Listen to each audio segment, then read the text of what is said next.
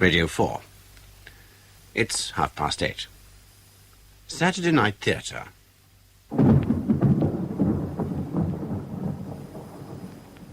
Daniel Massey as Lewis Harper in Everything is Thunder by Michael Robson. With Anthony Newlands, Patricia Gallimore, Gabriel Woolf, Sheila Grant and Hugh Manning. Everything is Thunder.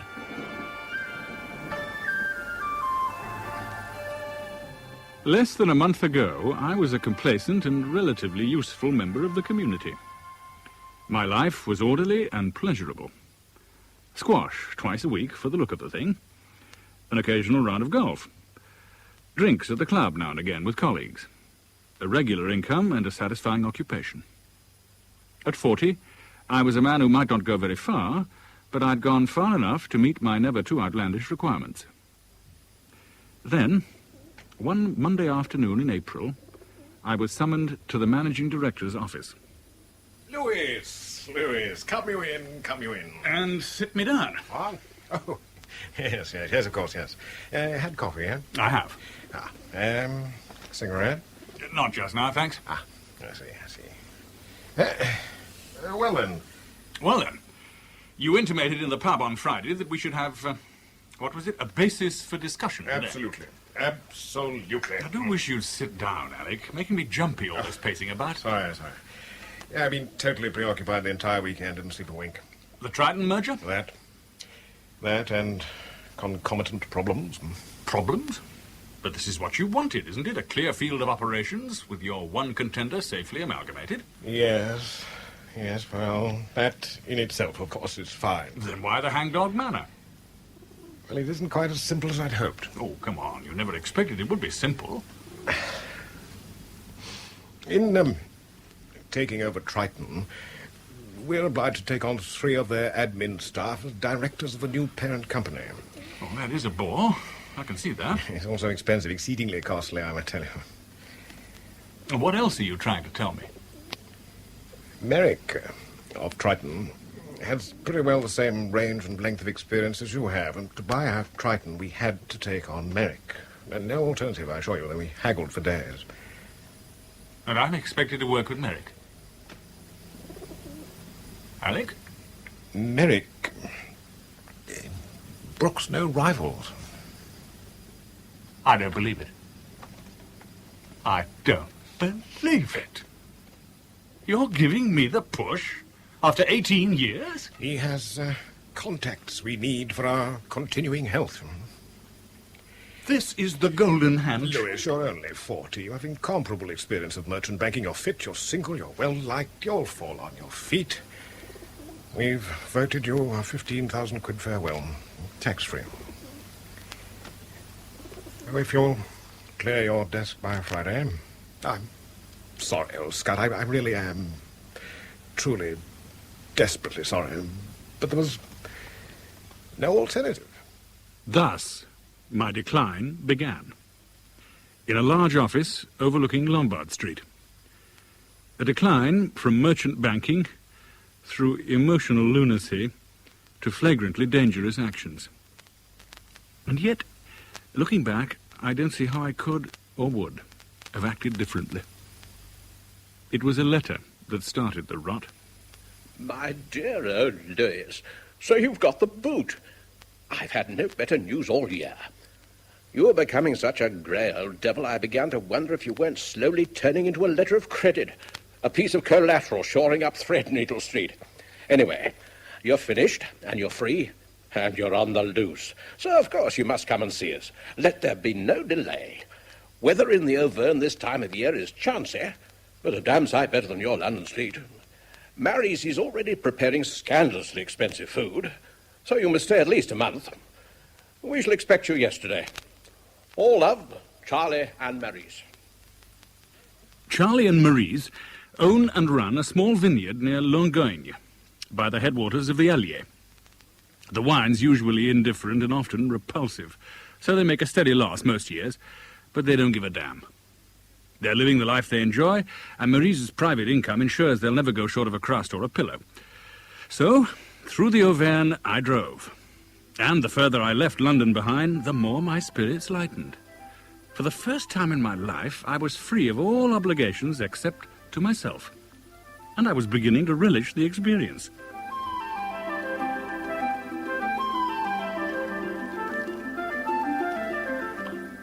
When was he last so damn debonair, Marie? You're certainly bearing up better than we expected, Louis. Maybe it was a necessary evil, this dismissal of yours. Easy on the garlic, old girl. Huh? Louis hasn't got our peasant taste yet. Oh, this preparation is all directed towards a little dinner party in honor of your arrival, Louis. Oh, for goodness sake. We've invited two very charming acquaintances of ours. They have a little place a few kilometres away. They use it as a holiday retreat. Little place. A renovated chateau, no less. Oh, you do exaggerate, Charlie. Max has done it up very tastefully. There's nothing in the least ostentatious about him. This tasteful Max Van Lint, is one of your all-time megaton Swiss financiers. Where you and I think in hundreds, he deals in billions. Oh, he's handsome and amusing and distinguished and excellent company. Oh, you like him and Natasha. I know you will. Natasha, wife of the incomparable Max? Not wife. Oh. Chum, shall we say? Oh, don't be absurd. She's his lover. Now, just look at her face. Will you just look at her face? The Gallic salaciousness of it. Maurice is delighted to know that a 55-year-old like Max can still run a mistress like Natasha, who can't be a day more than 30 years his junior. Well, does it matter? He looks after her beautifully. He adores her. Adores? It's not adoration, my pet. Obsession, perhaps? Oh, why be so gloomy and mysterious? Natasha's just about the most beautiful girl any of us has ever seen. So, of course, Max is protective. Why, you, Charlie, you positively crouch at her feet whenever she comes here. You're crackers, the pair of you. How am I supposed to measure up to such starry company? Get a bottle of house wine down your champ and you'll glow in any company. Oh, that was marvelous, Marie. If ever I turn my hand to hotel ownership, I'll know just where to look for my first head chef. You put my efforts to shame, you really do. Oh, guests like you two can come anytime. Provided you stay for the washing up. Well, now, brandy, everyone? If you don't mind, I think I'll... Oh, poor Louis. Was it all a bit too rich for you? It was terrific, really it was. But I think I need a breath of fresh air before starting on the liqueurs. Would you excuse me? Of course. You're sure that you're all right? Oh, certain. I shall only be 5 minutes.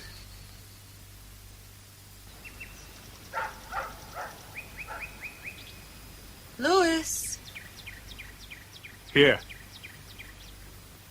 you were expecting me. I hoped you'd come. A long time ago, over 20 years ago, two friends and I went on a walking tour of Scotland. By the time we reached the northwest coastline, the weather had turned against us. For 3 days, we saw nothing but rain. We felt nothing but rain and wind and occasional raw gusts from the sea. We were soaked and dispirited. We thought of abandoning the whole project and grabbing the first train back to England. Then, it must have been around 4 o'clock in the afternoon, the clouds began to lift. The sun shattered us. It was an intense white dazzle. We stood on this moorland track, wincing, quite unable to look ahead. After the storm, the smell of the earth was fierce, but aromatic, like the first fragrance of the east. We'd been cold and hungry and drenched, but we forgot all that. I heard Richard draw in his breath and say, "I don't believe it." 50 yards away and looking out to sea was a great stag, motionless. Where he'd come from, heaven knows. How he hadn't seen us. We felt locked in a terrible enchantment. I thought my heart was going to burst. Are you always as intense as this with people you hardly know? What matters is saying it when it matters. What do you know about me, really? I know that I want you more than any other woman I've ever seen. But why? Why me? If you hadn't been aware of his intensity, you'd never have come out here to be with me.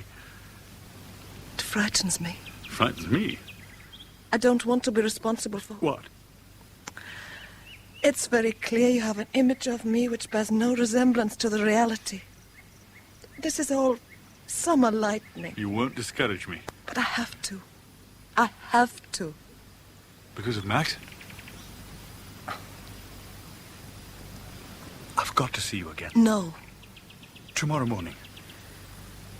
Can you be free around noon? The auberge in the village. Chez Michel, it's called, I think. I'll find it. Is this what you really want? You can't deny what's already happened. Tomorrow, then. At noon.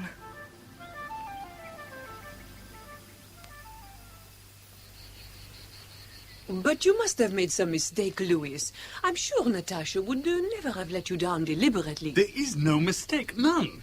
Midday, chez Michel, today. Natasha says so herself. I was there from 11:30 to 3 o'clock. No Natasha, no telephone call, no message, nothing. Oh, it's bizarre. And I should have thought uncharacteristic of her. Perfectly obvious that Max was behind it. But she's not his wife. She's not his prisoner. You're very much in love with her, aren't you? Oh, it's preposterous. Last night, Charlie said that Max was obsessed with the girl. I took it with a pinch of salt, then I saw her. And immediately I was obsessed. And I've been stood up and I'm humiliated and hurt and angry. Look, these are all the symptoms of adolescent... But I'm 40 years old and I should know a damn sight better. Why are you feeling so sorry for yourself? You have everything to offer an intelligent woman. 6'2" and 13 stone, with a commercial mind and the appearance of an aging athlete. The only athletic thing I've done in 20 years is lift a pint of beer to my mouth. Oh. All right. You're a has-been, so forget her. I say, steady on, old girl. I will not steady on, Charlie. Now, if he loves that girl, let him fight for her. Now, if he can't be bothered to make the effort, then let him shut up and contemplate his garden. But I will not have this childish self-pity, not in my house. Oh, good God, here's Max in the limousine. Ah, well, Louis, now you can find what you want to know, d'accord? She didn't turn up, Louis? How extraordinary. Before I left, she was full of excitement at the prospect of seeing you again. When did you leave? Oh, about 10:30. And you got back when? 4-ish. And she was there? She was packing. Packing? She'd quite suddenly taken it into her mind that we must go immediately to Los Angeles. But why? We're supposed to be having dinner with you on Saturday. Natasha is a creature of violent impulse. When the mood's on her, there is no stopping her. It's easier to fall in with her whims. So, when are you leaving? Tomorrow. Tomorrow? I'm so sorry, Maurice. We'll have to make up for this crise de neuf when we get back. Whenever that may be. Louis! Oh, Louis, there's a letter for you. For me? Natasha? Isn't that her handwriting?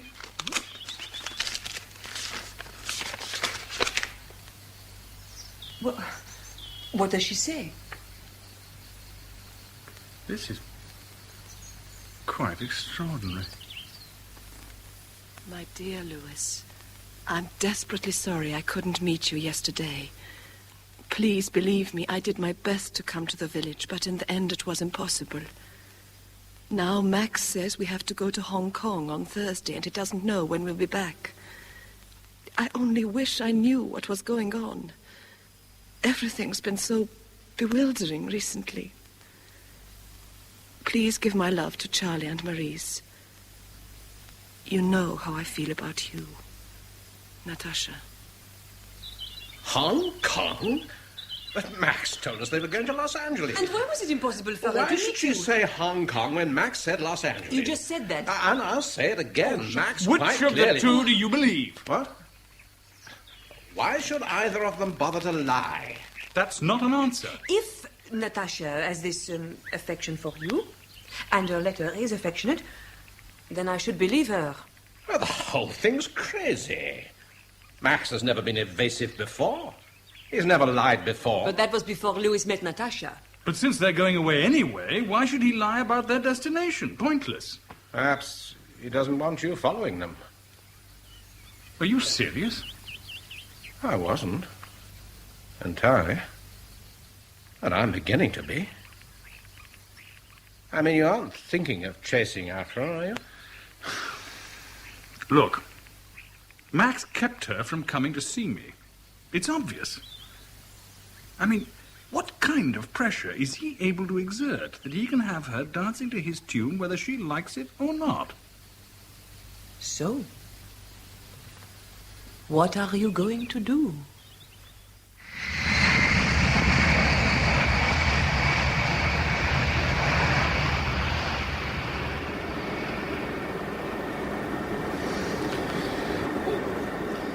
You're lucky.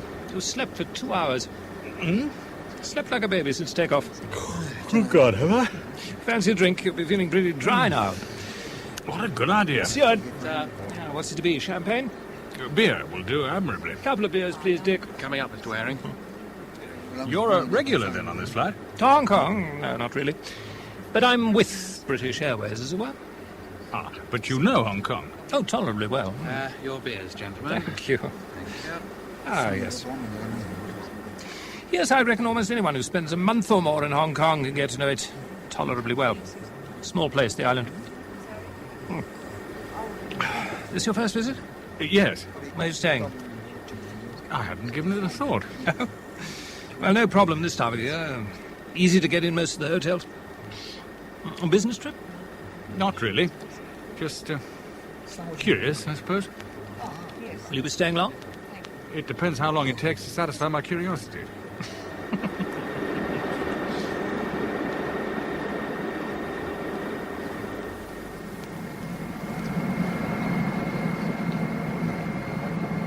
Ladies and gentlemen, as we shall shortly be landing at Kai Tak Airport, would you fasten your safety belts now? Please observe the no smoking regulations, which will be enforced until you enter the airport building. Thank you.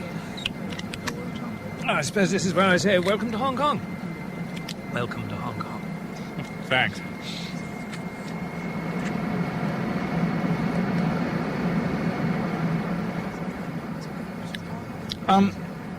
Look, I don't want to trespass on your time, but I wonder if you could advise me. At once, steer clear of gambling, stick to the celibate life, learn to enjoy using chopsticks. What I had in mind was more a matter of information. And since you're with British Airways, you might be able to help. Try me.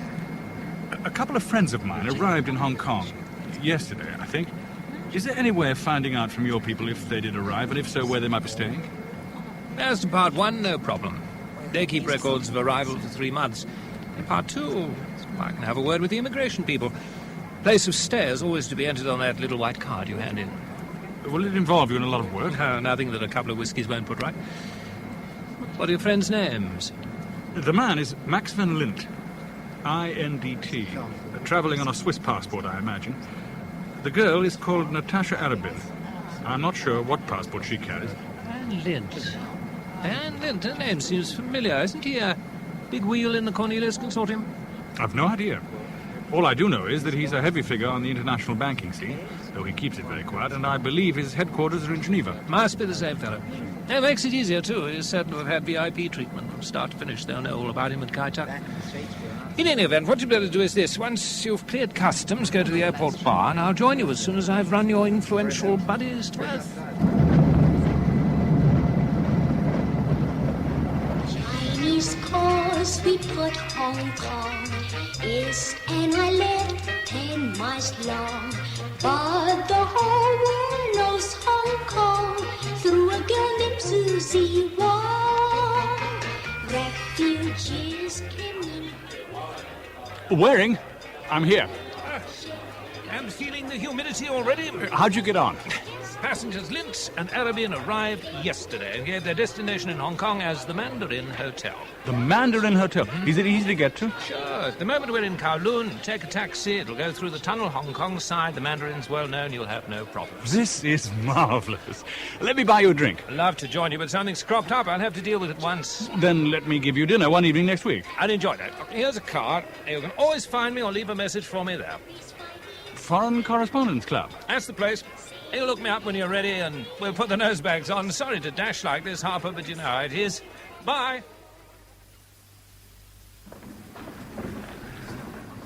Good evening, sir, and welcome to Hong Kong. What a very welcoming place it is. Sir?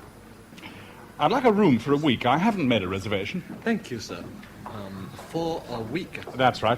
Oh, and incidentally, could you let me have the room numbers of 2 friends of mine? They booked in last night. Certainly, sir. Their names would be... Mr. Van Lint and Miss Arabin. I've written them down here. Thank you, sir. I shan't keep you a moment. Thank you.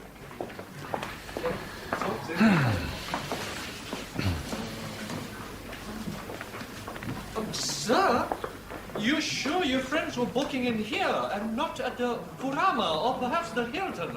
No, the Mandarin, quite definitely.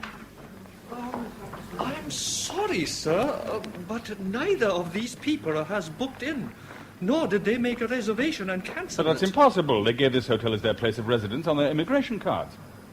Then they must have changed their minds very suddenly, sir. By 9 the following morning, I'd made a list of all the principal hotels in Hong Kong and Kowloon. And from then until 11:30, I rang every one of them. No one had heard of Max or Natasha. Now, this was absurd, frustrating, and increasingly mysterious. They were here, quite clearly, on this tiny rock in the South China Sea. But how to find them amongst 5 million people? I had one hope, one contact only, and I had to use him. I had no idea why Waring was being so extraordinarily helpful to me when he was clearly a very busy man indeed. But I was prepared to grasp at any straw, however ambiguous it might eventually prove to be. So I left a message for Waring, and later that day he telephoned me and set up a meeting at the Foreign Correspondence Club. Now, let's get one thing straight this evening. You're my guest here, and under rule, guests can buy nothing except cigarettes. Oh. Down your beer and tell me what's in your mind. Max and Natasha didn't book in at the Mandarin, nor are they in any other hotel in the colony. I've checked them all. By God, I've checked them. Curious? Oh, it's ridiculous. Why are you so keen to meet them? Oh, that's a long story. On the face of it, it's a stupid one. How about letting me be the judge of that? All right. Well, I met them both in France at the home of friends of mine. I arranged to see Natasha the following day, but Van Lint turned up and said Natasha had suddenly made up her mind to go to Los Angeles. Odd to begin with. Then I received a very jumpy letter from Natasha saying that Van Lint had to go to Hong Kong. And she was right. Here they are. So why the lies? Perhaps Van Lint scented a financial killing in Hong Kong. Didn't want the world to know his plans. Business camouflage isn't a crime, you know. But what about that entry on the immigration card? Wouldn't you call that deliberate misrepresentation? It isn't something to give the authorities sleepless nights. So long as your friends behave themselves while they're here, why should anyone object to an incognito presence on the island? I don't know, but I can't give up now. I've come halfway across the world to find her. You know, this club's as good a place as any to make a start.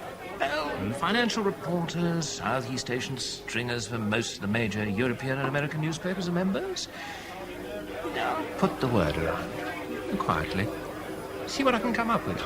I feel absolutely helpless and very dependent on you. All I can give you is gratitude. For the time being, that'll do very nicely. When an occasion arises for something more substantial, I'll let you know. There was nothing I could do now but wait, hope, and rubberneck. So I did some rubbernecking. I saw nightfall from Repulse Bay. I used the Star Ferry 4 times a day for the sheer pleasure of sea travel. I took a train from Kowloon into the New Territories and spent 2 hours at Tai Po Market looking at fish's lips and shark's fins and every imaginable entrail from the animal world hung up for sale. I ate dim sum with Chinese workmen in Shek Kong and buttered toast with reminiscent colonials in Middle Bay. I talked to easy girls in Wan Chai and expensive girls at Pearl City. But all the time, I was on the qui-vive for a tall girl with heavy golden hair. And an immaculate Swiss banker. But each night, there was the loneliness. The high chair for one in the captain's bar at the Mandarin. 3 days went by without a word from Waring, but I felt I couldn't pester the man any further. He had problems of his own and a life to lead quite unconnected with mine. Yet Waring proved much more persistent than I'd given him credit for. There you are. Thought I might find you here. Mine's a large John Collins tonight, I think. Right. Waiter. Yes, sir? A large John Collins and a beer, please. one large John Collins and one beer. Coming up. Thank you. Good to see you again. How have things been? Strenuous. Any news of Van Lint? Not a murmur. He's gone to earth very thoroughly somewhere. Press friends no help? Oh, they were interested. Keenly interested. They'd all like to know what he's up to here. And they'd made every sort of inquiry, but still drawn a blank. Your drink, sir. Oh, thank you. Great. Well, cheers anyway. Cheers. Could the pair of them have gone on somewhere else? Manila, perhaps, or Taiwan? Not without clearance through immigration. No. They're somewhere on the colony. Well, then they must be staying with friends. If that really is the case, there's only one course of action open to you. And what's that? If you can't find them, you must let them find you. What? No, it isn't as crazy as it sounds. Look, Europeans here dote on news from home, on television and radio. Anyone fresh to the island is worth a few minutes of airtime if they've anything remotely interesting to talk about. Now, just suppose I were to give you a spot on a TV chat show. Couldn't you take it from there? Would they want to talk to me? I have nothing remotely interesting to say. Come on, there must be something you could dine out on. Well? Yeah? About 8 years ago, I once shared a taxi with a snake charmer. What more do you want? Stand by for a call from Sally Richardson of RTV. And as she got out of the taxi, the snake charmer said, "When the chips are down, you can always rely on mice." Oh, well, thank you, Louis Harper, for that delightful little story about a very unusual human being. But tell me, are you still a believer in the continuance of the British monarchy? Well, what would happen to Hong Kong if it stopped? Would you call it a cabinet colony? Right. Touche, Louis. But tell me, are you enjoying your stay in Hong Kong? It's quite an experience, I can assure you. But I'd enjoy it even more if I could catch up with two very good friends of mine. You mean you can't find them in a tiny place like this? So far, I haven't caught up with them, and the truth is I have some important papers for them to sign. Gee, that's a real shame. Do you think they'll be watching the program this evening? I'm relying on it. Max and Natasha, it's good news. And you can get in touch with me through Sally here. Max and Natasha. I sincerely hope you'll reach them, Louis. And meantime, I'd like to thank you, Louis, for coming on the show this evening. Thank you, Sally, very much indeed.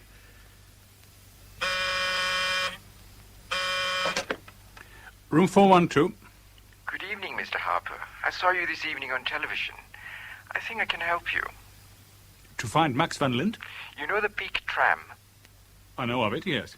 Take it to the summit. Be at the bar of the Peak restaurant at 10:30 this evening. How shall I recognize you? I shall recognize you, Mr. Harper. The tramway, which has been operating perfectly successfully for 80 years, climbs precipitously from the centre of Victoria up 1,800 feet to the top of the highest mountain on the island. In theory, you can, from the summit, have access to one of the most remarkable panoramas in the civilized world. In theory.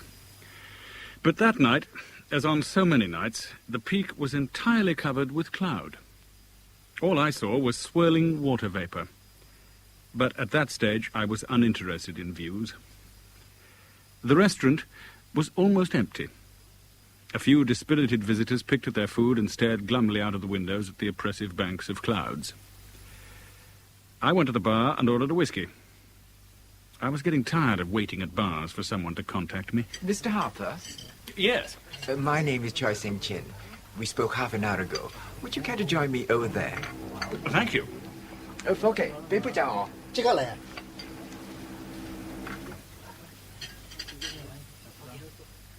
Well then, Mr. Cheng, you're an associate of Max van Lint's? I can tell you how to find him. When can I talk to him? Tonight.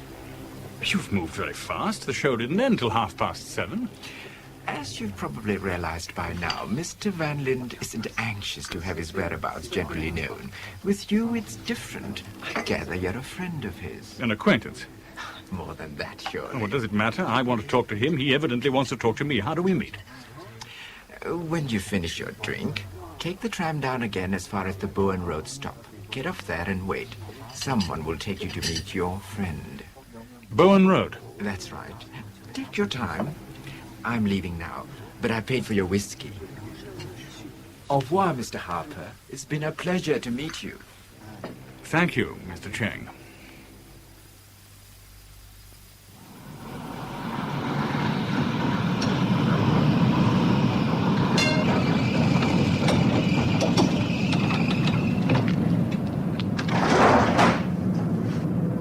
This is Bowen Road stop, is it? Oh, thank you so much.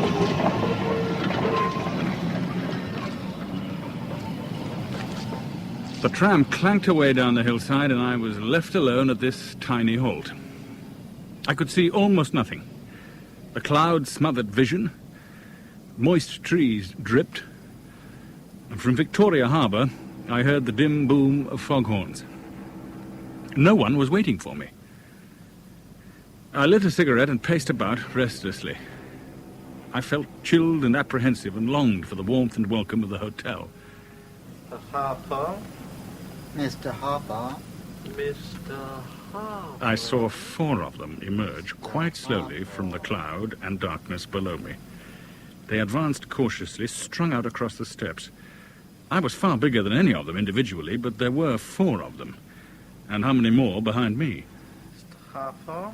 My name's Baxter. What's yours? Mr. Harper. Never, ever talk to strangers. Hey, 뭐 살 거야? 손도 원 푼.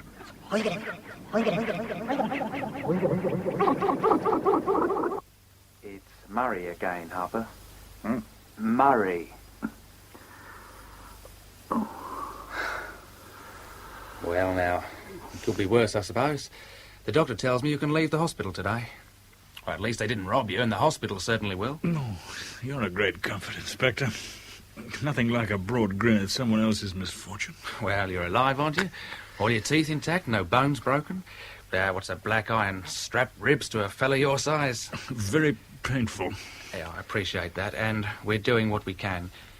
Now, according to you, the man behind it is this Max van Lint. And we've had no more success than you in finding him. And we have to proceed cautiously, you understand, because we haven't proved he set those thugs on you. But you do accept a likely connection. Naturally. And when we find Lint, as we will, we shall be asking him a whole lot of questions. Now, in the meantime, tell me about this contact man. What do you call himself again? Choi Sang-cheng. Ah, well, it's like looking for a Bruce Smith in Auckland. This man was about 35. Heavily built, well-dressed, horn-rimmed spectacles, thick dark hair, gold ring, gold fillings, gold watch, hideous shoes. Hideous shoes? Like something you'd see the adulterer wearing in a French farce. Party-coloured, patent leather shoes clash with everything else he was wearing. So, that's Mr. Fix-It. Now, what about the bully boys? It was dark and cloudy, and I was too busy trying to kick them into the harbour to see their faces clearly, and they were too busy knocking me down. Did you hurt any of them badly? I may have done. I was angry enough and frightened enough. But it was all over very quickly. I really couldn't tell you what damage I may have done. Now, what's clear is this. They worked you over very carefully. Anything really serious, and someone might have shot them. Anything less, and you mightn't have got the message. The message? Well, if we accept there's a tie between Lint and the shindig at Bowen Road, then he's telling you in the most direct way possible to keep out of his hair. Who is it? Waring. Ah, come in. Rumour has it you've been brushing with the Triads. Oh, rumour was right. You look a ruin. Thanks. I need all the encouragement I can get. I knew you'd see it that way. What's all this about Triads? The Triads, the Tongs, if you like, are illegal Chinese secret societies. They're into everything from drug running through prostitution to protection rackets. Judging by what Murray told me last evening, one of the Triads was approached to work you over, and they seem to have fulfilled their contract very prettily. Thanks very much. I gather you believe Van Lint was behind it? Who else could it be? Who else would beat me up but not rob me? And I was carrying quite a lot of cash at the time. It's an attractive premise, certainly. It's going to be almost impossible to make it stick. Lint, if it was Lint, would be working through 2, 3, possibly 4 intermediaries when he put out the contract. And you don't get too many informers within the Triads. They know the penalty for knocking to the police. You seem extraordinarily well informed about the Hong Kong underworld. It's common knowledge. But I'd say you were lucky. They could have maimed you for life if they'd wanted to. Meaning next time they will, unless I keep out of Van Lint's life. I should have thought so. Wouldn't you? The whole thing's a scandal. Have I offered any threat to Van Lint or Natasha? Yes, well, presumably he has his reasons for wanting you clear of his area of operations. What reason? What possible reason? Well, you are, or were, a successful merchant banker. A Lint's into the same bag, albeit on a much larger scale. How's he to know you're what you say you are, and not some troubleshooter from the International Monetary Fund? Are you serious? Ask yourself this. Would it be a feasible proposition from his point of view? And first of all, you turn up in a remote vineyard in your van, and whom should you meet but Max Van Lint? And next, within a brace of shakes, you're arranging a private rendezvous with his mistress. Could it be to discuss Lint's financial schemes? And thirdly, you travel hotfoot to Hong Kong after him when he's told you he's going to Los Angeles. And you publicly blow the fact that he's on the island in a popular television show. I mean, through his way of thinking, you're either a God's fool or a very assiduous investigator indeed. And what do you think? What does it matter what I think? You offer no threat to me. The whole thing's got utterly out of hand. All I want is to see Natasha. Well, meantime, what are you intending to do today? Well, I was thinking of going Kowloon side, visit a tailor, get measured for a suit and some shirts. And then don't go by taxi. Take the Star Ferry. There's safety in numbers. I always take the Star Ferry.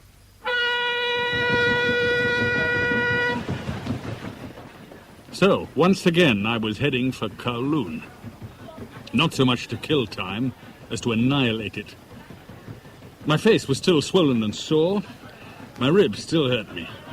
But that particular day, I was just glad to be out in the harbour, under a mercifully cloudless sky. Then, I saw, out of the corner of my eye, a tall, slim European girl with heavy, golden hair. Natasha. Natasha! Louis? My God, I've been combing the island for you. Louis, what's happened to your face? What have you been doing? I'll tell you. Over a drink at the peninsula. Yes, but why all the secrecy? Why did Max lie to us? And why wouldn't he let you meet me that day? It's so difficult to explain. Well, the least you can do is try. Oh, it was quite obvious to Max that night that you and I that we suddenly had this tremendous thing going for us. He was jealous. You can understand that, can't you? That still doesn't explain. You don't know anything about Max and me, do you? How could you expect to understand? I could try, if you'd let me. I'm sorry. I didn't mean to snap like that. Why are you so jittery? What? Nervous. Tense. For the past 8 years, my way of life hasn't been conducive to restfulness. Always travel, always variety, always business. Always the sense of things happening behind locked doors in remote and ambiguous places. What hold has Max got over you? Hold? Don't echo me, answer me. Why do you stay with Max if life with him is so unsatisfactory? I don't want to talk about it. What else is there to talk about? That's at the heart of the matter. I first met Max 8 years ago through my father. I believe Max put money into my father's business when no one else wanted to invest. Max was just at the rough end of a divorce at the time, and I suppose he found me agreeably different from his recent wife. And I was flattered. Who wouldn't be at that age? He's handsome, distinguished, charming. And rich? You must try not to be bitter. I didn't know you then. Yes, of course he was rich. He gets richer all the time. To satisfy society, I was taken into his entourage as social secretary. A useless term for a banal occupation. I could neither type nor take shorthand. All I had was my presence. And you were lovers by then? Not for a long time after his divorce. Max is curiously fastidious about certain things. But eventually, yes. Why hasn't he married you? Natasha? It's all very complicated. I'm prepared to listen all day, if necessary. You'll have lunch with me, of course. Of course. But I'll have to make a telephone call first. To Max? A call to Max? No, to a friend. A girlfriend of ours in Kowloon. She was half expecting me for lunch, but I'd much rather stay with you. Shan't be a moment. And she didn't come back. She didn't come back.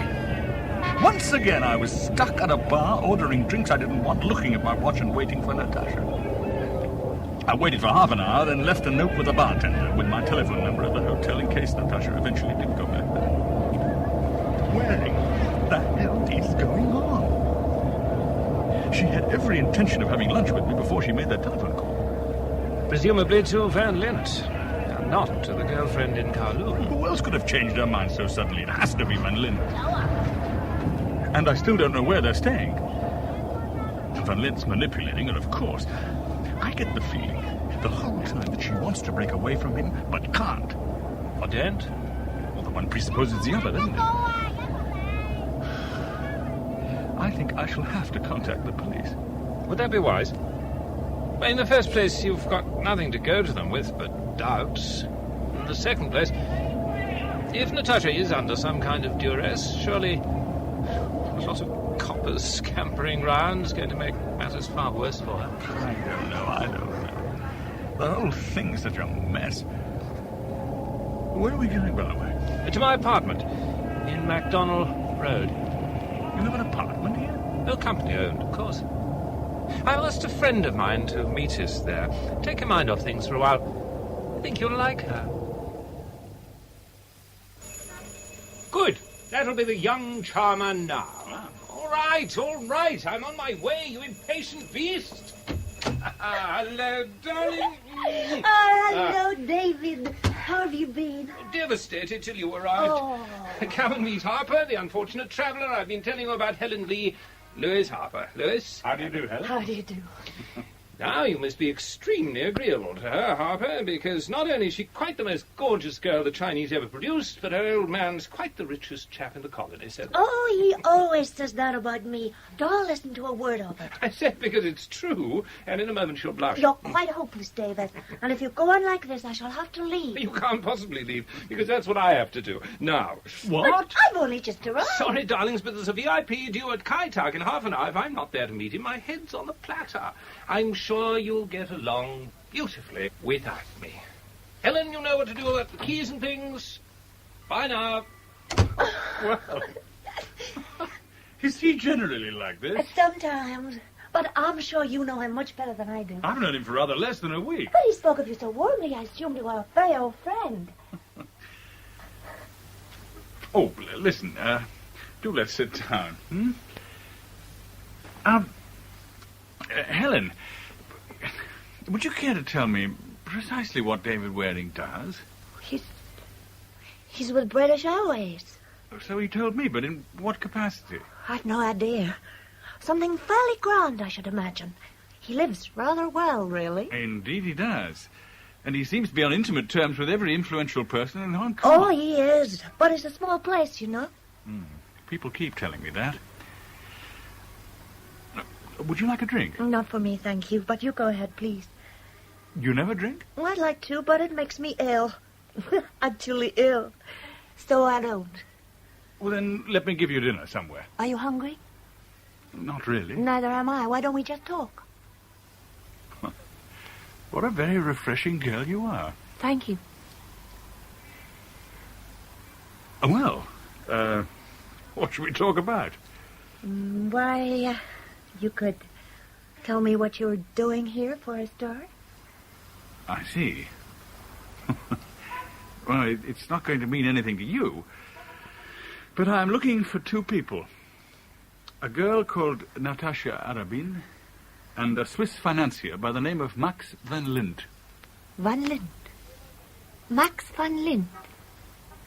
But I know that name, I'm sure of it. My father's mentioned him. Louis, if it's all right with you, I'll ask around a little. My father's fairly communicative with me when it's a matter of business.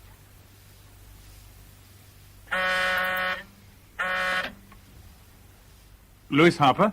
Louis? It's Helen. It's all worked out far easier than I'd expected. In what way? My father is in touch with Max van Lint. He is? Let me explain. My father is concerned with almost every possible aspect of Hong Kong commercial life. Cinemas, restaurants, nightclubs, textiles, building, property, and banking. Evidently, Van Lint was in touch with my father almost as soon as he and Natasha arrived. They've spoken 2 or 3 times by telephone since then, and my father is due to meet him tomorrow for a full financial discussion of some new deal they're planning. But this is fantastic. Where are they meeting? Where Van Lint to stay? The Marco Polo suite at the Peninsula. The Peninsula? That's where Natasha vanished. Yes. I thought of that when my father told me the rendezvous. When I telephoned Van Lint to make the appointment, I discovered the suite was booked for 3 weeks in the name of a Swiss mercantile company, Cornelius de T.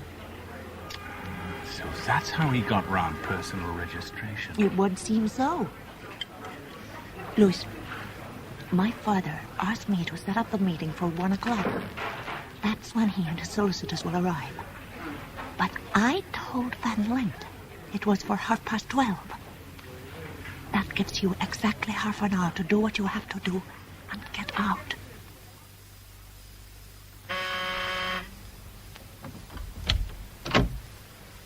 Sir?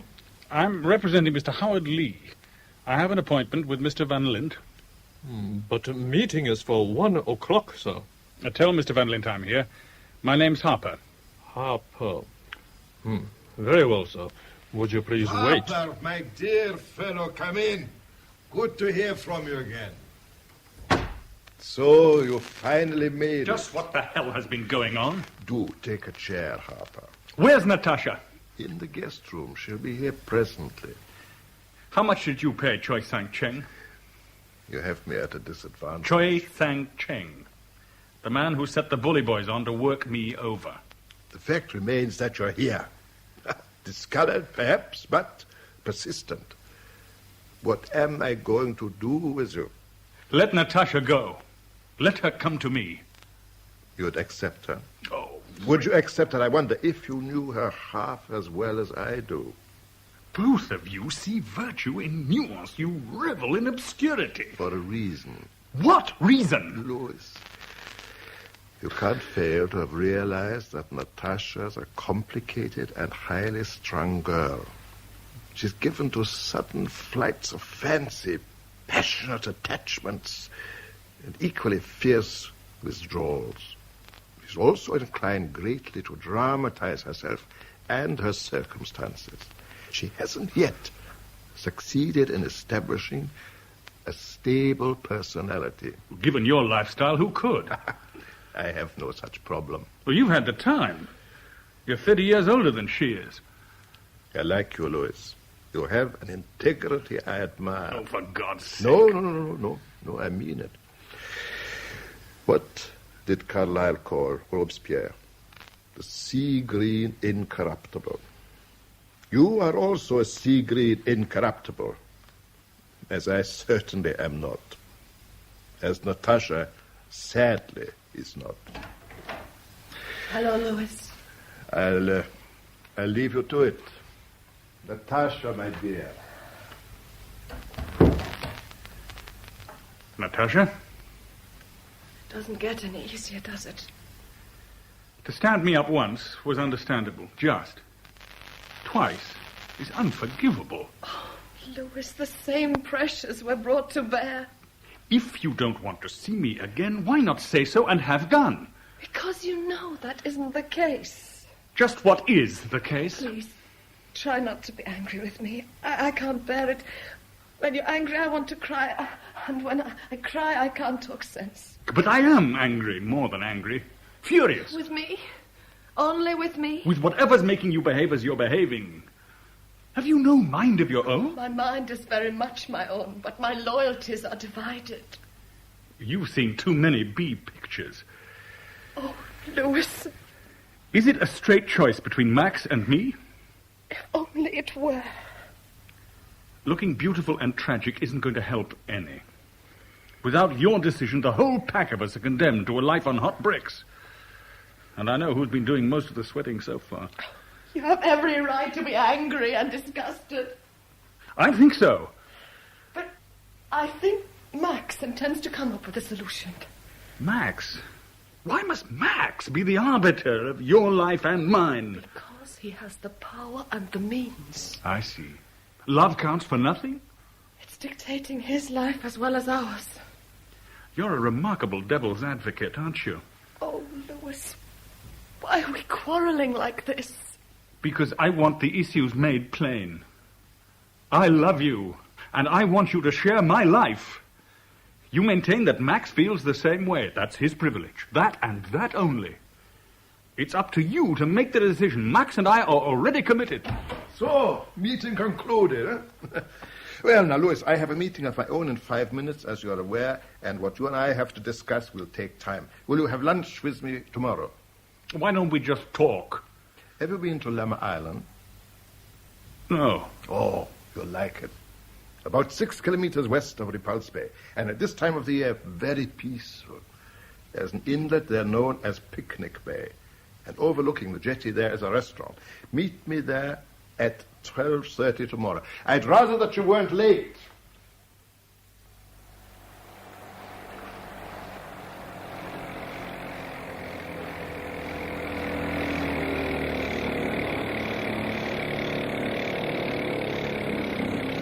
Well, here it is. Here's the jetty. It looks far from secure. What time is it? 12:15. Good, you're early. I wanted to get here before Max shows up. Anywhere he can be, I can be earlier. I think I'd better go now, Louis. What'll you do? I shall take the motorboat round the promontory, well out of sight, and have lunch in Looktow village. When would you like me to come back for you? 3:15, 3:30? I'll be waiting here at 3:30. And, Louis, be careful. It's very good of you to do all this for me. I want to help. Oh, God, what a mess. What an absurd mess. Thank you, Helen. You're a very dear person. So are you. See you. See you at 3:30.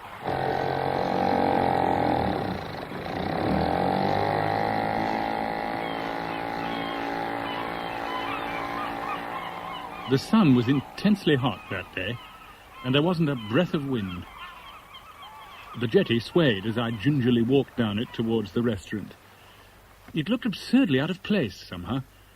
A stucco temple with a small forecourt in which a few bald and dispirited dogs lay about, panting. They took absolutely no notice of me as I entered the patio and stared around. Some plastic tables, unwashed, were ranged about the place, haphazard. Ants made determined forays on fragments of decaying fish, and I began to wonder if this was some practical joke of Max's. But I was, after all, early for the appointment.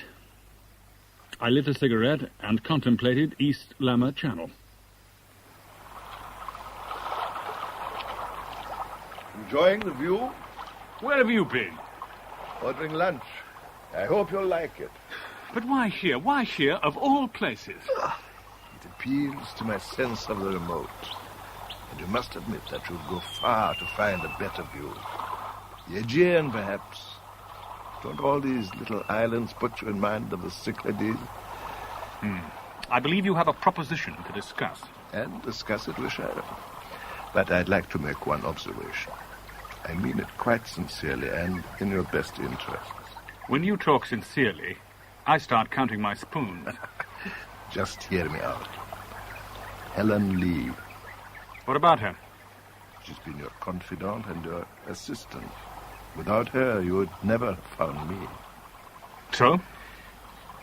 Elder daughters of wealthy, traditional, and orthodox Chinese families aren't often to be found expending so much attention on foreigners.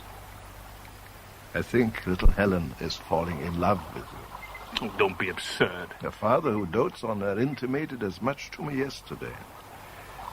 Louis, you'll be making 4 people very happy if you forgot about Natasha and let yourself become involved with Helen. But also save yourself a lot of anxiety and danger. No, wait. Let me ask you this. Do you love Natasha? Oh, for God's sake. But do you love her enough to undertake a difficult and dangerous project to win her? You're mad. I want something done. I need it done quickly. If you can pull it off, I shall disappear from Natasha's life, and you can take it from there. What is it you want done? I want a man taken off Lantau Island. What's the problem? Plenty of ferries, aren't there? The man I'm talking about can't use public transport simply because it is public. Police on the lookout for him? No, not the police. Other interested parties. He's crossed one of the triads. Something like that, yes. What exactly has he done? That needn't concern you. All you have to do is to get him off the island safely and unnoticed, and find him somewhere discreet to stay in Hong Kong till I send for him. You want Natasha, don't you? You're suggesting an exchange. I never waste time on hypothetical propositions. Bring me that man, and Natasha's free to go with you. If she wants to. You have your arrogance, don't you? And you have your price. I want no part of any of this. That's your privilege. Now, let's have lunch, shall we? Do you want to tell me, Father? Oh, Helen, the whole thing's impossible. It's crazy. Are you free tomorrow, by any chance? I could be. Why? I thought it might be amusing to visit Lantau. I haven't been there yet. Would it appeal to you? It would be very nice. You sure you want me to come along? Yes. All right. The ferry leaves from the outlying district pier. We'll meet there at 9:15.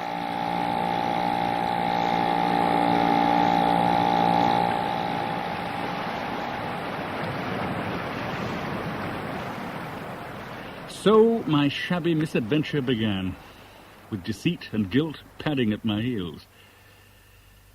Lantau is the largest island in the colony, about twice the size of Hong Kong, but it's sparsely inhabited. The ferry put in at Silvermine Bay, and we hired a car and drove southwest along the only metalled road. We hit the coast again at Changsha, then drove up into the mountains to Po Lin Monastery.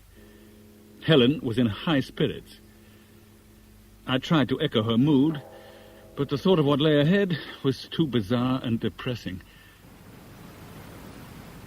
There. What do you think of the monastery? Is it always covered in cloud this time of year? Often, but not always. Are you ready to eat? They do a marvelous vegetarian meal here. Louis? I'm sorry, I was... You were thinking about your meeting with Max von Lind. Oh, Louis, what kind of trouble are you getting yourself into? I can't get you involved in this. Well, can't you at least tell me what's upsetting you? I want to know. It's weird and unlikely, but the situation is this. I have to get a man off this island. And it's possible I shall have to run the gauntlet of one of the triads to do so. You can't be serious. I'm afraid I am. But why? For the sake of Natasha Arabin. Oh, I see. You must love her very much, to run such horrible risks for her. I hope Natasha values you for what you're attempting on her account. I wish it were all some other way. But it isn't. Now, let me help you. You can't. I want to. Can't you understand? I want to. Very well. Now, I shall put at your disposal 10,000 Hong Kong dollars. There's a number of things I need someone to buy for me. A drink, Louis, before we talk business. No. You're sure? Yes, I'm sure. Clearly, you're not enjoying the cloak and dagger life. You make me sick. Oh, I'm sorry. But no one is forcing you into this situation. You are. You force everyone into intolerable situations all the time. Was it my fault that you met Natasha? Was it my fault you let yourself become utterly infatuated with her? I think that I am behaving extremely generously. Only because you evidently need this man, this fat chow, more than you need Natasha. Weren't you the one a few days ago who wanted to forego the social conventions and talk facts? So, shall we talk facts? How do you propose to get our fat chow off the island? I've spent 4 days on Lantau thinking of nothing else. I think he can be taken off safely, provided you find someone to give him the word well in advance. I've no doubt that that can be seen to. It has to be. Otherwise, it's all off. All right, then. Just as you wish. I want other things as well. I want a small, powered craft to be anchored in shallow water, 1 mile west of Changsha for 3 days and nights. The day I intend to lift the man off, and it has to be a day when cloud is at least partially obscuring the road and the beach, I'll leave a marker on the sand at Changsha, a stick with a fragment of green linen tied to it. Our fat chow and I will reach the craft and sail directly to St. George's Bay on Lama Island. You'll have another boat waiting there, and you will be there in person. You get your man, and I get Natasha. May I offer my congratulations? You can tell me why you need our fat chow so urgently, and why he can't leave the island under his own steam. Our fat chow has certain skills that I require. Business rivals will also like to acquire those skills. He is being watched by other men than mine. What no one will expect will be intervention from a respectable Englishman like yourself. You'll have the brief advantage of surprise. I urge you to make the most of it. And your business rivals presumably won't hesitate to kill both our fat and myself if we look like getting clean away. I never promised you an Easter parade, did I? Now I imagine that you want to talk to Natasha. You'll be in danger all the way. I hope you think I'm worth it. What kind of relationship is it when Max can barter you like a sack of pigs? You don't like me very much, do you? You're in love with me, I think, but that's something very different. Like you or not, I'm stuck with you. I need you. I can't foresee a life without you. Max sees you as his greatest rival because you're a wholly honest man. He wants your head on a platter. Stop making a performance of it, will you? This is a business deal. Why foul it up with histrionics? What are you talking about? Max has suggested that you're a schizophrenic. He wants me to believe you're off your rocker. You've never come up against a man like Max before. Don't you see? He'll say anything to confuse you. Why are we always at odds? Forget it. I shall be at Kaitak Airport every day from the moment you set foot on Lantau. Once you have achieved what you have to, make straight for the airport. I shall be waiting for you. I'll never forgive a third desertion. I returned to Lantau and pitched the tent in deep cover a mile up country of Cheongsha Beach. For 2 days, the sun shone endlessly, and I sweated and swore. The third day dawned more promisingly. Dark clouds already covered Lantau Peak, a mile from where I lay in hiding, and the clouds were descending fast. I broke cover and drove off in an old van Helen had obtained for me. When I reached Cheongsha, the visibility was fairly poor, and I was certain no one was observing me. I placed the marker in the sand and drove off fast.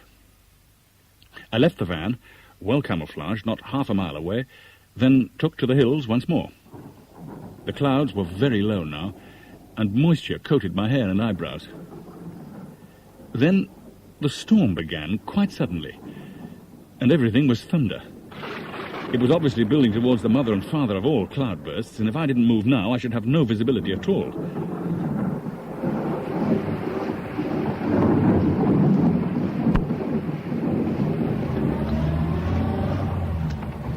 As I swung round the bend leading towards the beach, I could see almost nothing but heavy rain. So heavy it seemed impossible that anyone could move in it. The clouds swirled low like dense fog. I slowed the van to a crawl and moved on. Then, a drenched figure lurched across the road in front of me.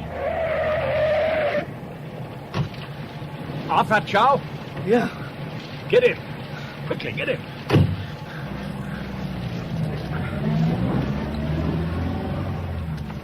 Were you followed? Was I followed? Were you? Yeah, I was followed. What do you expect, huh? On foot? I guess. Stop being vague. What's that, man? Were you followed on foot?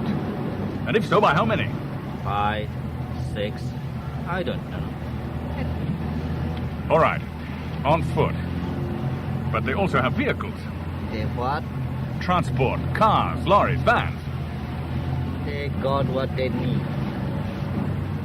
Then I'm going to reverse and turn round, and we're getting out of this van. You're mad. Get out! Get out! Where are you going, huh? I'll be with you. I took the van into second gear, pointed it off the road and towards the beach, and got out fast. It was unbelievably painful, but the van behaved beautifully. Ran through the rain and thunder into a low outcrop of rocks. Then we headed north. Where were you making for? Up country, away from the road. Keep moving, will you? You're crazy. You're absolutely crazy.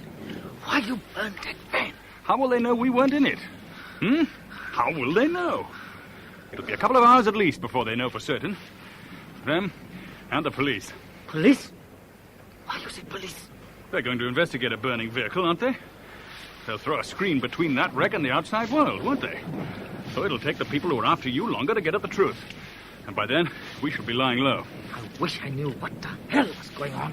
So do I, Squire. So do I.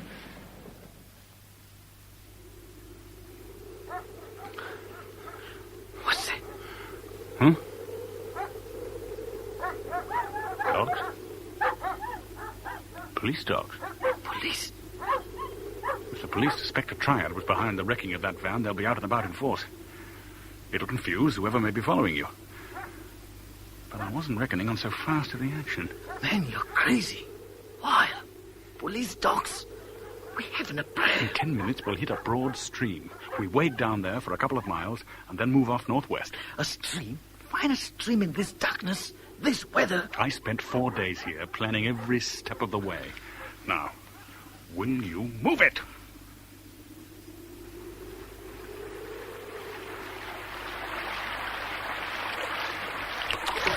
quit now. They won't start again till dawn. The police and your friends will be watching the harbors now. And tomorrow the helicopters will be out. This is all crazy, man. Everything's crazy to you, isn't it? Every little thing. You want to make this on your own? Do you?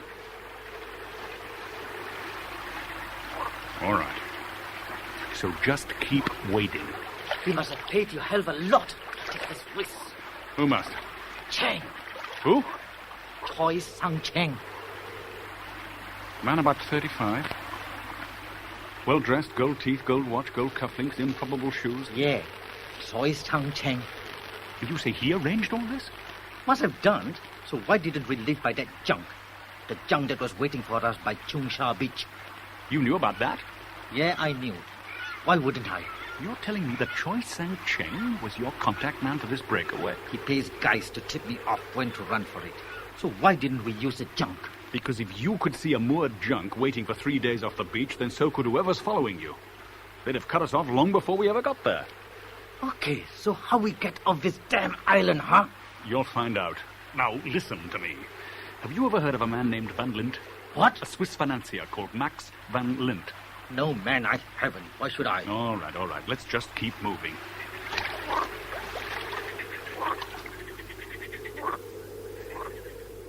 For 52 hours, we played hide-and-seek with police patrols and triad pursuers among the mountains and valleys of Lantau. We moved at night from one food cache to the next, and by day, we lay hidden and took turns on watch while the other slept. But our fat was a terrified and disgruntled wreck. The last man on earth you want beside you in an emergency.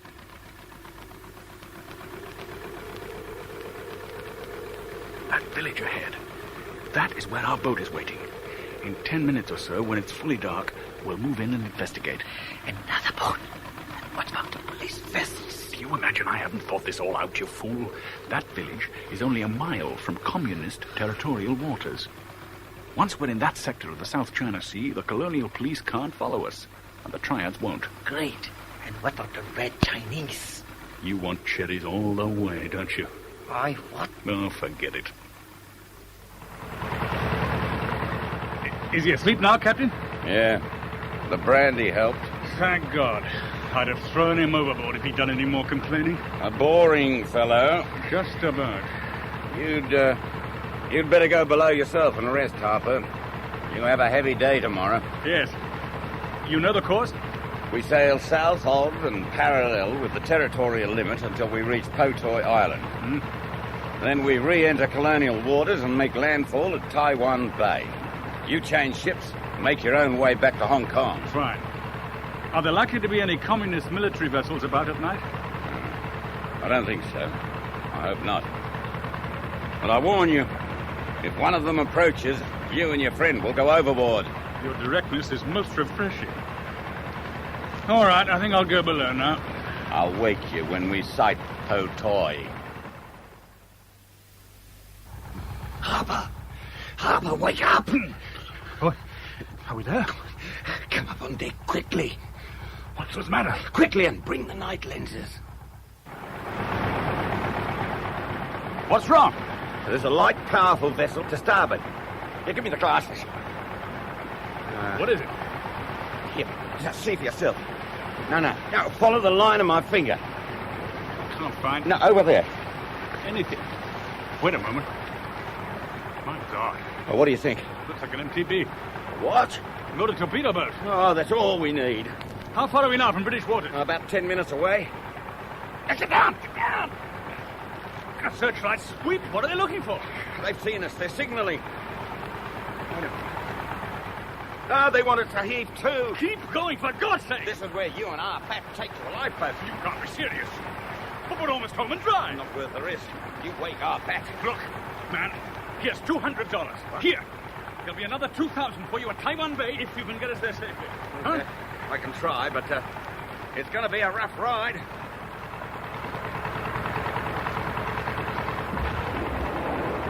The maniac's shelling us. Oh, how observant you are, Harper. 3 or 4 more and he'll have our range. 3 or 4 more, he'll be shelling colonial waters. How will he care, do you think? How much did you say at Taiwan Bay? Was it 4,000? Come on! We must have passed 22 north by now. Tell the Reds that, will you, Harper?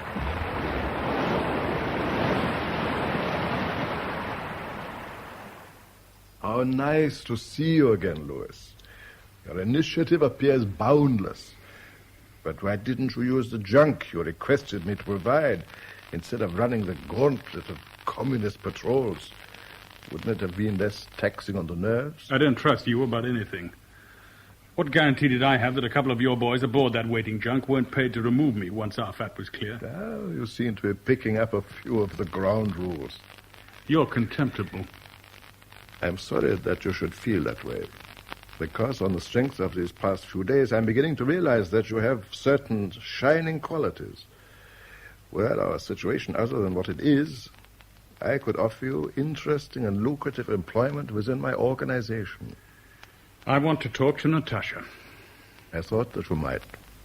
But let me give you a final word of advice. Life with Natasha will destroy you. No, hear me out. You are basically a responsible man with charmingly archaic notions of honor and virtue. But from your world, Natasha voluntarily cut herself off several years ago. And for her, there is no going back.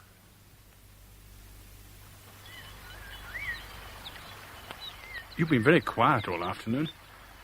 Are you sure it's what you want? To leave Max and come with me? Of course I'm sure. It's just... It'll be strange at first, that's all. Like suddenly getting a divorce, however much you've longed for it. Natasha, I haven't any of Max's financial resources. I'm 40 and I'm out of work. There'll be no glamour with me. No more excitement than getting a mortgage on a house or spending a fortnight a year with Charlie and Marie. You'll be moving from pink champagne to small beer. Are you trying to put me off? Can't you believe I love you enough to settle for what we can offer one another? I want to. Believe me, I want to. Look at me. Hold my hand and look at me. Why are you so sad? I'm not sad. It's just that my need for you is so intense, I can't believe it'll ever be gratified. I just hope that if you feel anything like the same intensity, you won't ever become disenchanted when our lives settle into what's got to be, heaven help me, a pretty orderly routine.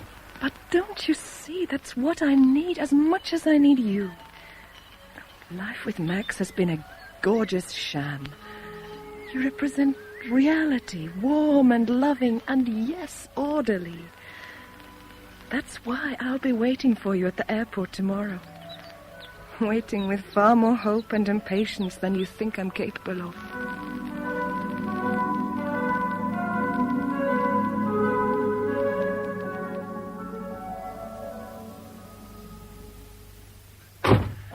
I'm glad you made it, Way. As you rightly judged, I'm curious. Where are we going? The airport. Meeting who? Natasha Arabin, briefly. Then she and I are off. Oh. Where? London first. Then a transfer to Paris. And you aren't coming back to Hong Kong? Why should I? I came here to find Natasha. I found her, and we're leaving together. How the hell did you manage that? Van Lint and I did some horse trading. In what respect? Oh, he needed an introduction to somebody. I arranged it 10 minutes ago. As a result, he's taken the pressure off Natasha, whatever the pressure was. Who did he want to meet? An inconsiderable gangster named Afat Chow. Afat Chow? You know him? I know something about him. Louis, what exactly have you got yourself into? I fulfilled a business deal, that's all. Deal? Important enough for Van Lint to trade Natasha for this Afat Chow? Don't ask me how or why, because I don't know. All I know is that Natasha's waiting for me at the British Airways desk. I spoke to her by telephone from the Shirama not 10 minutes ago. If I know one thing about this, I know it smells like trouble. Why? Why trouble? Certain of my colleagues, not associated with British Airways, will be very interested to know that Afat Chow's on the loose. Why? There's a firm belief he's tied in with certain currency swindles. Look, where did he and Van Lint meet? At the Furama. Where did they go? Possibly back to Max's suite at the Peninsula. If I can trace an unbreakable connection between those two, I shall be a happier man. You've been very helpful. How gratifying. So, in turn, you might tell me what you actually do. I have certain responsibilities to the British Treasury, but I'll thank you to keep that information absolutely private. It had to be something like that. Yes, of course, I'll keep it to myself. All I want now is out of this place with Natasha beside me.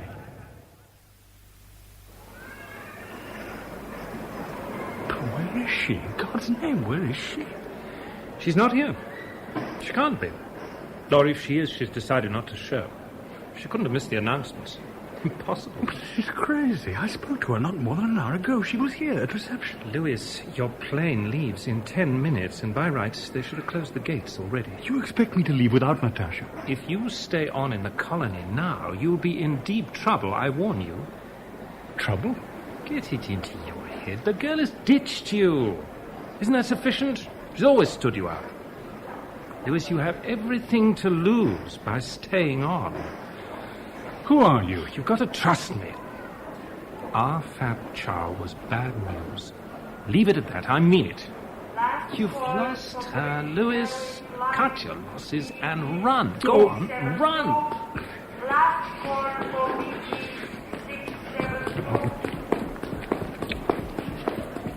Louis? Oh, you're here. Oh, thank God for that. I told you I'd be here. I didn't want to speak to that man. You didn't want... Do you realize what I've been through thinking you weren't coming? I can't come with you. But I wanted to tell you face to face. Are you crazy? We can't get away from Max. Wherever we go, he'll always be with us. I made a deal with him. He kept his side, so why are you lousing it up?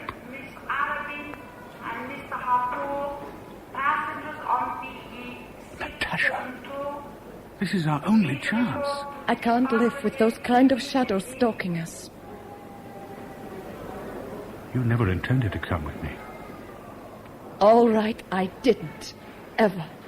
I used you because Max wanted me to. I don't believe you. We can't all be like you. I want you as you are. You never knew me.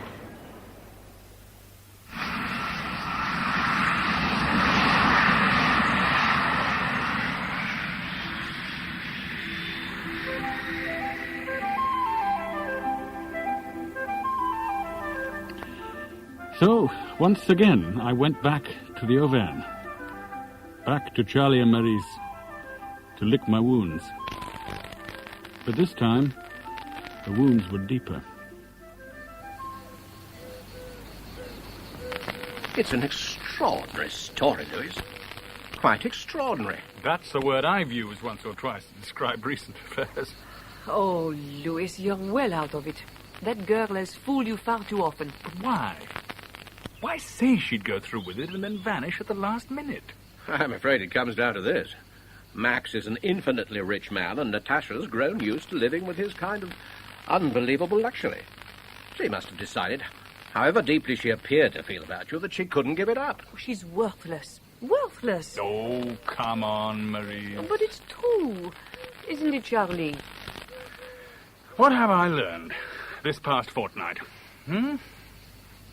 To fall in love. To fall excessively in love at my time of life has brought me grotesque misadventure and unendurable heartache. I should have clung to my self-sufficiency. I shan't make the same mistake again. I'm not sure that's true. It was salutary. To know you could feel as well as think. You were becoming very complacent, Louis, but you didn't recognize it. However much it may hurt now, it's not inappropriate that you should have had this bouleversement. I'm sure of it. Oh, now, steady on, old No, girl. I will not steady on. Louis, you know we love you, Charlie and I. Oh, I wouldn't be saying this to you now. You've had a good life and a soft life for 40 years. And what's happened? You fell for a girl who led you a dance and then let you down. That it all happened in exotic places and in strange circumstances doesn't alter the central fact. And it happens to almost everyone at some time in their lives. So, you should be thankful it happened now, and not when you're 50 or 60 and far less flexible. Well, Lewis? I'm about to count my blessings. Oh, I'm not quite over the top yet. I have money in the bank and a flat in London I can call my own. I have good friends. Next week, I shall pick up the threads and go job hunting. It shouldn't be too difficult. Just once in my life, I've lived dangerously. Just once, I wagered far too high, and I lost. And that makes me a better man, a more fulfilled man, a more complete man. Perhaps you're right. But it hurts. Oh, Charlie. Marie. Oh, God, how it hurts.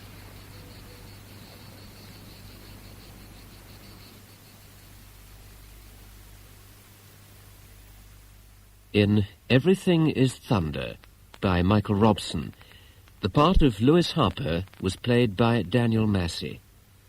Max Van Lint by Anthony Newlands, Natasha Arabin by Patricia Gallimore, David Waring, Gabriel Woolf, Helen Lee, Sheila Grant, Charlie Everest, Hugh Manning, and Marise Everest, Nicolette Mackenzie. Chief Inspector Murray was played by Peter Craze, Alec Garrard by William Edel, Sally Richardson by Shirley Dixon, Choi Sang Cheng by Eric Young, Ah Fat Chow, Christopher Cum, Chinese skipper Bruce Beebe. Other parts were played by John Woo and Rex Way. The play was produced and directed by David Spenser.